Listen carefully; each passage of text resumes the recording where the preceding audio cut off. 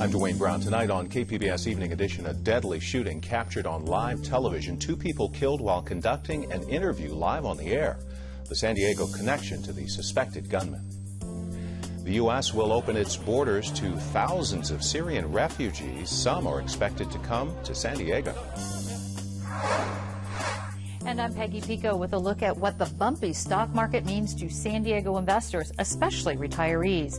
Then, the school year kicks off with a new bachelor degree program at San Diego Mesa College. How the new 4-year degree program could help fill job gaps in California. Californians are changing how they feel about Medi-Cal for people living in the country illegally. KPBS Evening Edition starts right now.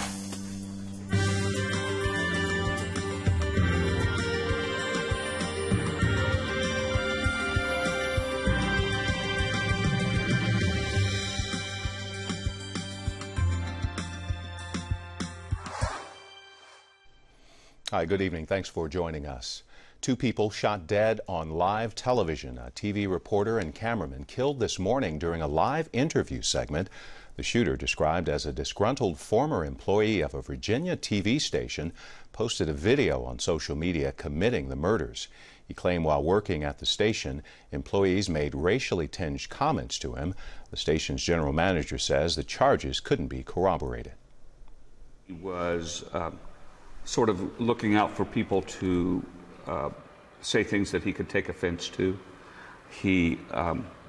And eventually, after many incidents of his anger coming to the fore, we dismissed him.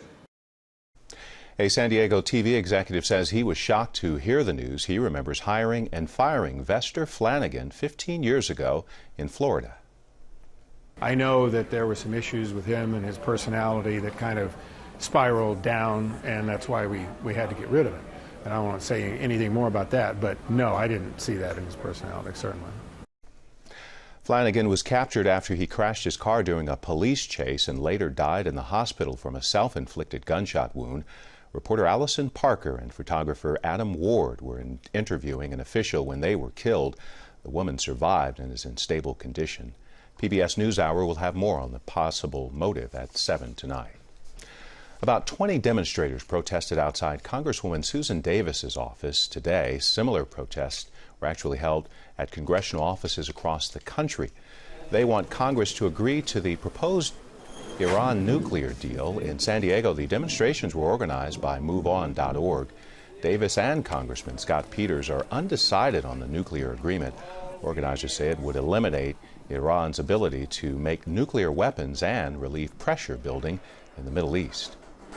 If there is no approval, what you're allowing is an increase of the tensions in the Middle East. Protesters say without an agreement, a military conflict could develop between Iran and the U.S. U.S. State Department says it will allow up to 8,000 Syrian refugees next year. Many of them are expected to settle in San Diego. More than 4 million Syrians have fled a violent civil war in their country. Thousands are camping out along Greece's border in dire conditions. The international community has called on the U.S. to open its doors and ease the pressure. No estimates yet on how many Syrians will arrive in San Diego next year. The county settles about 2,700 refugees a year. They're hardworking, they're freedom-seeking individuals and families. And they will contribute to any place they end up in. And actually what I would hope is that most of them would go back and rebuild Syria after the end of the disaster which we are in. There are currently more than 10,000 Syrian Americans in San Diego, mostly in the North County. Sticky, muggy, and humid, San Diego is in the grips of another heat wave. KPBS reporter Susan Murphy tells us it's going to stick around through at least Saturday. The second heat wave to hit San Diego in 2 weeks could send temperatures in the valleys soaring once again to triple digits. That's due to a big high-pressure system building over our east. It's expected to hover over the region for 3 to 4 days.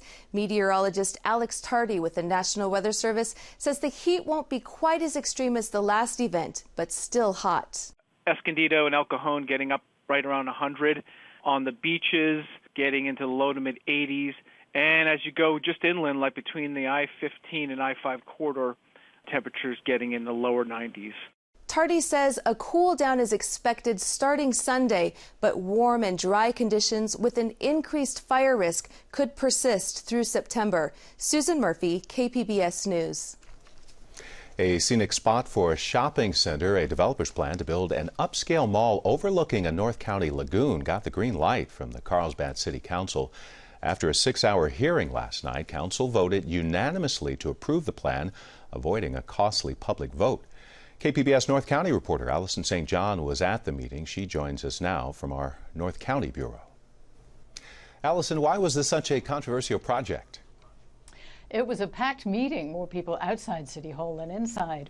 This is in a very high-profile location. As you drive up Interstate 5 North, you pass those strawberry fields and a beautiful lagoon in Carlsbad. The proposed shopping and entertainment center would go right next to the freeway overlooking the lagoon, so it's one of the most scenic spots for a shopping center you could possibly imagine. Till now, developer Rick Caruso has been focusing attention on the 85% of the property that he will maintain as open space, but we've seen very little of the actual development on the remaining 15%. So for the first time last night, the developer produced these artists' renderings of the plan, and you can see it's pretty attractive. Even many of the opponents said they were not necessarily against the plan, but they don't like how little control the council and the community will have over the development now that it's approved. That's because Caruso is taking advantage of a California Supreme Court ruling that said if you get a citizens' initiative passed, that trumps California's Environmental Quality Act. You don't have to go through the rigorous review. So what worries people about this project then?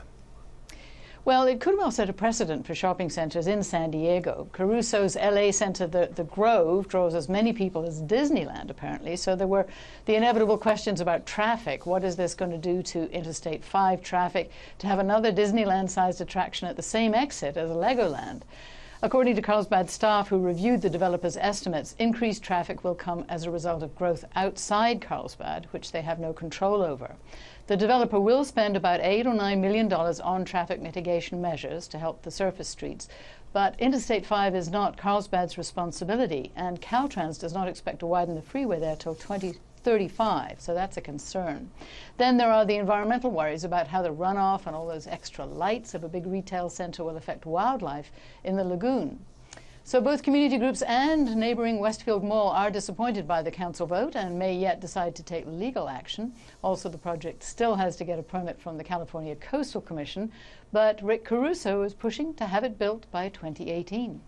Less than 3 years away. KPBS North County reporter Allison St. John. After 6 days of bust, there's been a boom on Wall Street today. The Dow apparently shook off concerns about China's slowdown and climbed 619 points. Peggy Pico takes a look at the market's impact in San Diego. Of course, the drastic ups and downs of the U.S. stock market for the last 3 days is alarming to investors around the world. Here with a look at what the market's volatility means in San Diego and for retirement investments is my guest, Dan Parks, Finance and Retirement Planning Lecturer at San Diego State University. And Dan, looking at the big picture, give us an idea of how common or uncommon stock volatility can be.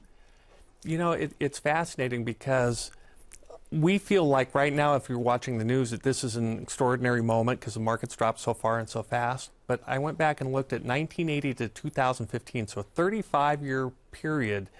And it turns out over that time, 33 of the 35 years, from January 1st until the end of the year, 33 out of 35 years, the market dropped at some point during the year. And if you average those drops over those 35 years, they averaged 9.2%. Average drop at some point during the year. As of last night's close, we were down 9.3%. So we're right in the historical average. This volatility is, albeit it's very painful to live through, it's very common and very normal part of our economic cycles. Yeah, and I want to get back to the painful part of that in just a second. But we've heard a lot this week about the market turmoil and its links to China's economic stability, even after the bank there lowered its interest rates at the central bank in China. So what's causing this reaction here, or is there a reaction here in San Diego? It's pretty much what we would call a wall of worries. So people are worried about the China economy slowing, and it's not going negative, it's just slowing from a high rate to a low rate. The U.S. economy is still on pace for about a 3% GDP growth this year, so we're at the tortoise of the tortoise and the hare. But in addition to China, we have the issues going on with, is the Federal Reserve going to raise interest rates? We see a strengthening dollar, and things like the raising of rates, and then what's going on in Greece. So with the strengthening dollar, it makes exports from here, from the United States, more complex and more difficult to finance because our products are more expensive. Sure. So here in San Diego, we actually have some companies that do a lot of exports. You were saying Solar, maybe? Solar Turbines is a classic example that ships, and most people in San Diego don't know what a wonderful company Solar is, and they ship from around the world. They're one of the biggest exporters in California, even though most people don't know about it. But you look at Solar, so now not only do you have the dollar strengthening, but now you have the historic price decline, a 6-year price decline in the cost of oil, and a good part of Solar's business is in the oil markets. Let's talk about retirees in San Diego who may have their nest egg kind of tied up in stocks. What's your advice to them at this point? My advice, first of all, I have to say the answer to almost every question is it depends, and it depends on the individual's age and risk tolerance and everything else. But in general, what we say we want to do as investors is we want to buy low and we want to sell high. And this is what it's like to buy low. The reason you're buying low, simply put, is because nobody else is buying. There's no demand, so the price drops. If you're an investor, this will correct. So don't rush and panic to sell everything now, move everything in cash, and then wait for the market to recover. Like today, the market's up 450 points, last I heard, for the Dow. Yeah, early on. Had they sold yesterday. Exactly. Let me just ask you specifically for retirees, though. Is there a formula, or when should they contact somebody? If you don't know how your money's invested and you don't know what your percentages are, you should really talk to a certified financial planner right away to help guide you through. Because the CFP basically has a minimum set of standards and has passed a test to say that they are working on a fiduciary basis, meaning that if you, Peggy, saw a CFP, they would be acting in your best interest. Sure. Let's end on this, the psychological impact, this worry you were talking about, the pain of worry. What does this kind of market have on people's psyche? What do we do when we start hearing this and seeing these things all over the news? People wonder if they're going to be able to retire. People wonder if they're going to have enough money to live on. And then they start to panic. And it causes people to make emotional decisions. And the best way to avoid that is to have a diversified portfolio and have a plan and stick with your plan. And the other thing is, if you're still employed and contributing to a 403B or a 401K or some other retirement plan, you're buying lower today than you were a month ago. So keep with your plan and keep putting money in the market, and you'll be glad you did over a long period of time. All right. Dan Parks, I'm hearing no panic from you. Thank you very much. You're welcome. Thank you, Peggy. More Californians support Medi-Cal for people living in the country illegally. A new field poll shows 58% of voters support providing Medi-Cal for immigrants, while 39% are opposed. The poll comes after Governor Jerry Brown approved a $40 million budget to expand Medi-Cal to low-income immigrant children. Supporters say denying health care hurts everyone, but critics say spending taxpayer money on people here illegally doesn't make sense. And California, as you mentioned, clearly has the need with its own homeless population, in-home support services, is asking for more money. I think, again, taxpayers are being asked to address international problems when we have enough state problems here in the state that need addressing through our own tax dollars. The poll also shows support is growing for health care for immigrants in the country illegally, with the most support coming from Latinos and African Americans.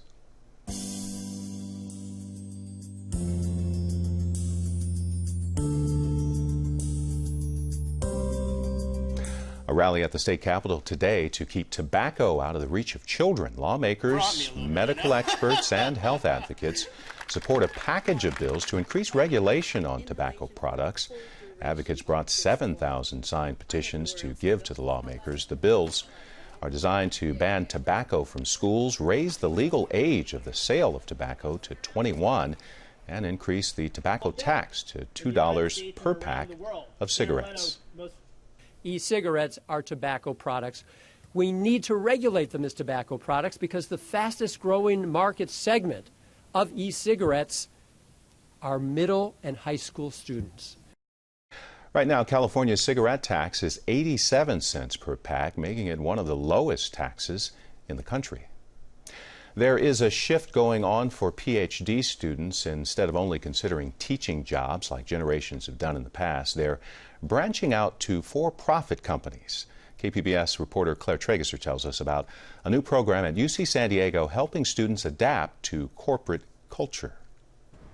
When Maya Sapirka started her biomedical PhD program at UC San Diego, she assumed she'd follow the traditional route when she finished. I think most people go into grad school thinking that they're going to go into academia, they're going to be a professor, they're going to run their own lab. Now that Sapirka is nearing graduation, she sees things differently. I'm really hoping to get into policy work, serving some kind of role, communicating science to legislators, being sort of a go-between between the public and the government, and sort of communicating science to non-scientists. Sapirka's shift away from pursuing professorships is part of a national trend.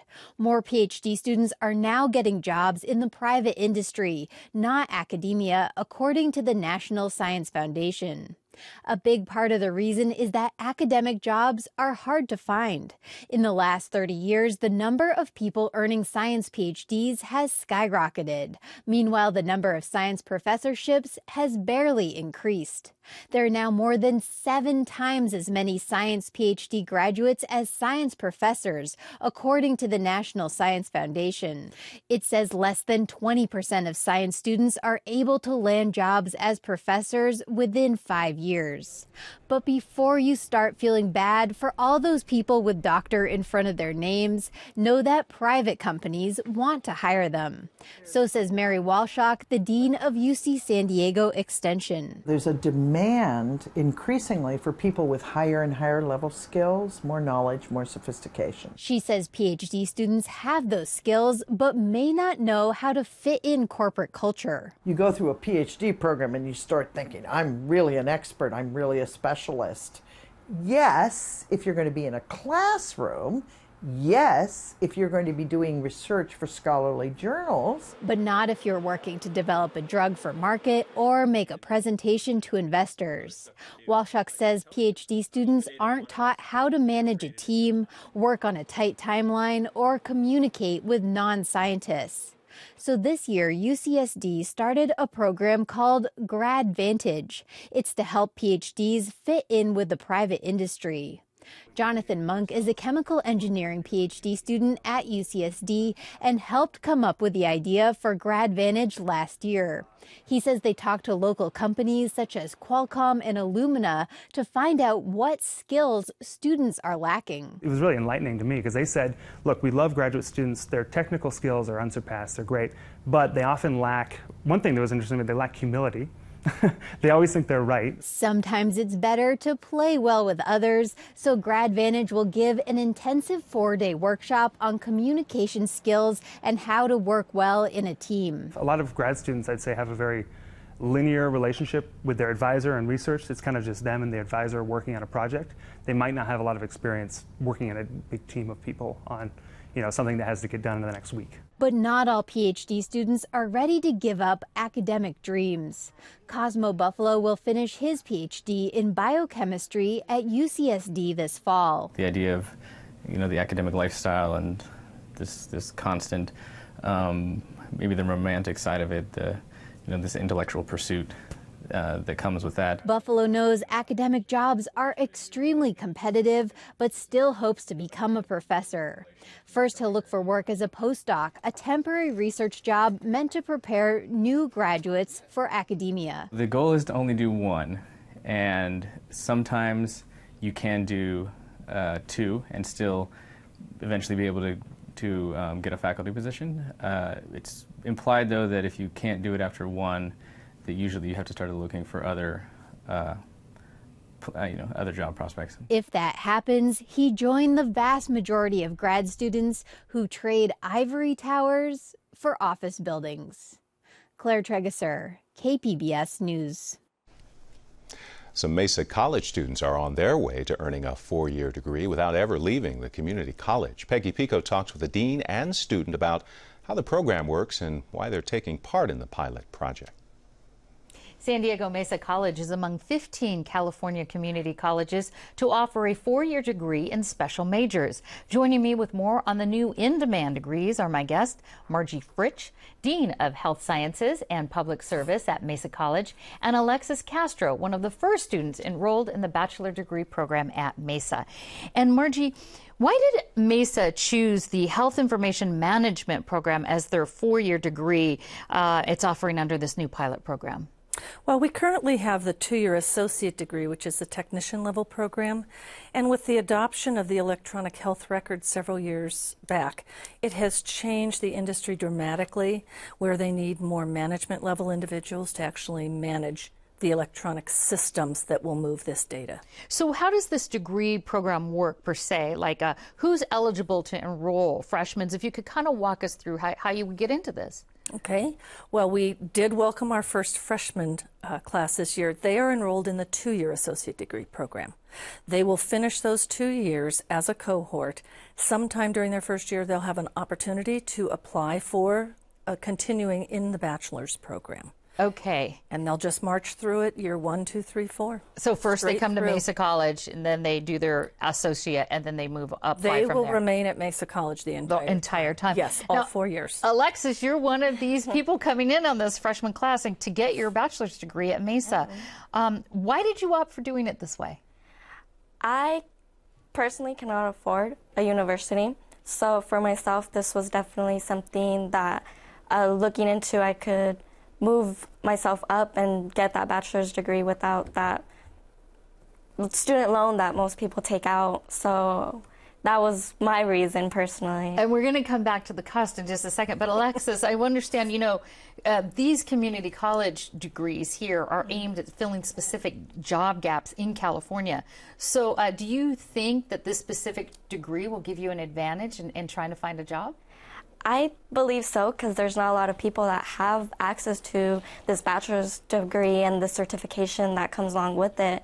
So for myself personally, yeah, and for every other student that's going to graduate, we're going to be the top choices, I think, for the job market that's going to be here in California. In Margie, coming back to the cost, Alexis was talking about the cost and why this is a benefit for her. Kind of give us a cost comparison to how much maybe this 4-year degree program would cost, I guess, less than a San Diego State or a UC 4-year degree. Well, the student will be able to, with tuition and fees, graduate all 4 years for less than $11,000. So when you look at, for the CSUs, for example, between $7,500 and $9,000 with tuition and books, multiplied. So it's going to be about $40,000 at a CSU. It'll be about $11,000 at Mesa. So a lot less than the CSU being the state system schools here in California. So Alexis, coming back to that, you're a big talk of the town here because you're one of the first students to enroll in the state. What's that feel like? It feels pretty great. I feel pretty excited, and I think I can speak for all of the students in the program or even planning to attend the program. We're excited. We're really blessed to be one of the first students, and we couldn't thank the staff and everybody that made it possible for us to achieve this. Okay, and I understand this is popular, Margie. There's a waiting list. Tell us about that. Well, there will be a wait list. There's a wait list for our 2-year program. When we have identified what all the criteria are, and all 15 pilot colleges are working together on that, it will be posted on the website. But because there is no other program in California, a public program, we anticipate a very large wait list. Okay, and we'll have to end on this. I just wanted to say, any ideas of how long will we know before you might think about expanding to other 4-year degree specific programs? Well, right now the legislation only allows 1 per college, so that will be decided by the legislatures. So again, the one at Mesa College is Health Information Management. Yes. And the other ones are various similarities of that or completely different? Well, it just depends on the region that they're in. So Miracosta, which is just up in Oceanside, is doing biomanufacturing. There is one other Health Information Management program up in Northern California in Redding at Shasta College. So each college had to look at their own region and what was needed economically for their workforce there. All right, Margie Fritsch, thank you so much. And Alexis Castro, congratulations and good luck. Thank you. Governor Brown signed legislation today canceling the state high school exit exam as a requirement for graduation this year. The bill affects about 5,000 students who've been in limbo since the state canceled the test in July because the Department of Education did not renew its contract with the test administrator. I'm Gwen Eiffel. On the next News Hour, Katrina 10 years later. A new state-of-the-art hospital opens in New Orleans, but health disparities remain. That's Wednesday on the PBS News Hour. As we told you at the top of this broadcast, hot, sticky weather is back in San Diego. A mix of sun and clouds along the coast over the next few days, mid-80s there. Hot and humid inland with temperatures in the mid to upper 90s. Mountain areas mostly clear and warm, as you can see, in the upper 80s. And no relief in the desert with a high of 112 degrees on Saturday. Here's a look at what we're working on for tomorrow in the KPBS newsroom. On Morning Edition, we'll tell you about a $38 million battery system in Imperial County to prop up the power grid in the region. And on Midday Edition, it's been 10 years, believe it or not, since Hurricane Katrina. A discussion with San Diegans who were affected and helped out with the relief effort. That's tomorrow at noon on KPBS Radio. Of course, you can find tonight's stories on our website, kpbs.org/evening edition. Thanks for joining us. Good night.